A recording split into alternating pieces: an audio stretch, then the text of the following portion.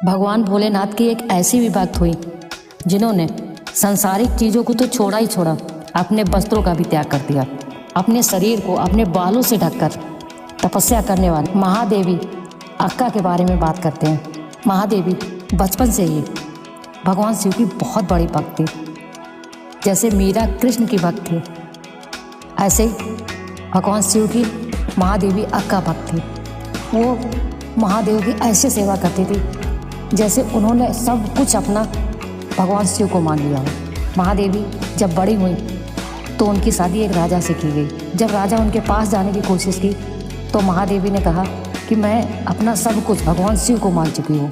राजा को ये बात बहुत बुरी लगी क्योंकि वो महादेवी से बहुत प्रेम करते थे और महादेवी भगवान शिव से बहुत प्रेम करती थी। उनके पति को बहुत गुस्सा आया, कुछ नहीं कहा। एक दिन उन्होंने अपनी पत्नी को राजसभा में बुलाया और कहा कि तुम जो कुछ भी पहने हो, जो भी खा रही हो, वो सिर्फ मेरा खा रही हो। अक्का ने सब कुछ उसी टाइम उतार के फेंक दिया। राजा ने ये भी कह दिया कि जो तुम वस्त्र पहने हो ना, वो भी मेरे वस्त्र है। ये बात अक्का को बहुत बुरी लगी और उन्होंने भारी सभा में अपने वस्त्र उतार दिए और वहाँ से अपने शरीर को बालों से ढक लिया और जंगल में चली गई। बहुत दिन तक जंगल में भटकने के बाद में महादेवी अक्का श्री सैलम मल्लिकार्जुन पहुंची और वहाँ एक गुफा में चली गई। उस गुफा में कई साल तक तपस्या करने के बाद में महादेवी अक्का को भगवान शिव के दर्शन हुए और वो भगवान शिव में विलीन हो गई। श्री सैलम में जहाँ अक्का विलीन हुई थी वहाँ पर उनकी एक प्रतिमा बना दी गई है।